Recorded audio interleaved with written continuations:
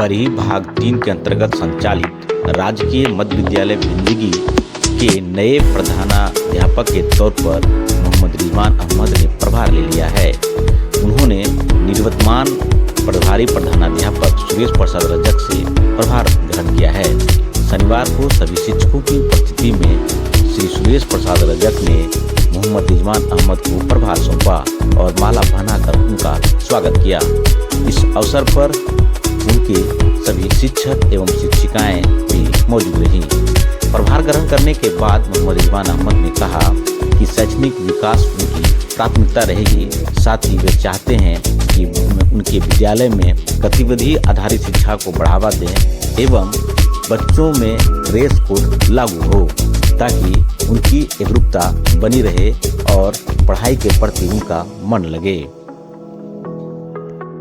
प्रभारी प्रधानाध्यापक के तौर पर प्रभार लिया है, तो प्रभारी प्रधानाध्यापक के तौर पर आप विद्यालय के विकास के लिए क्या करेंगे? सबसे पहले तो मैं शिक्षकों और अभिभावकों की गोष्ठी बुलाकर बच्चों के बीच जो पढ़ाई की कमी हो जाती है उसको बांटना चाहूँगा कि बच्चे, शिक्षक और अभिभावक ये हम लोग ट्रायंगल एक त्रिभुज के समान हैं। जब हम लोग एक दूसरे से नहीं कोऑर्डिनेट करेंगे, एक दूसरे से समन्वय नहीं स्थापित कर पाएंगे, तब तक उनका शिक्षा का जो विकास है वो अवरुद्ध हो जाता है।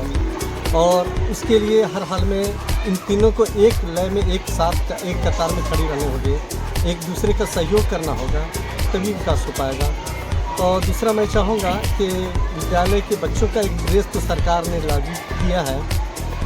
दूसरा कुछ एक इंटरवल में एक वाइट ड्रेस जो सफ़ेद शर्ट, सफ़ेद पैंट, सफ़ेद सलवार, सफ़ेद कुर्ता, सफ़ेद दुपट्टा हो, सप्ताह में 2 दिनों इसको लागू करने की कोशिश करूँगा मैं, ताकि बच्चों के अंदर जो बीच में ये हो जाता है कि सर कपड़ा ड्रेस धुल दिए हैं और इसीलिए विदाउट ड्रेस आते हैं, वो कमी को पाटा जा सकता है। और स्कूल में क्योंकि प्राइवेट स्कूलों से आकर्षित होकर बच्चे बेल्ट, बैज, टाई भी दूसरे स्कूलों का पहन लेते हैं, तो हमें अच्छा नहीं लगता है कि मेरा स्कूल, सरकारी स्कूल, इतना पुराना स्कूल और सरकार सब व्यवस्था दे रही है, सिर्फ थोड़ी सी एक कमी की वजह से वो बच्चे कहते हैं कि सर प्राइवेट स्कूलों में इतना अच्छा ऐसा लगता है। इसलिए मैं चाहूँगा कि अपने विद्यालय में भी बेल्ट, बैज और टाई बच्चे और बच्चियों दोनों के लिए लागू किया जा सके। और इस स्कूल के विकास के लिए जहाँ तक जितना संभव हो सकेगा हम लोग शिक्षकों के साथ कोऑर्डिनेशन करके, समन्वय बनाकर,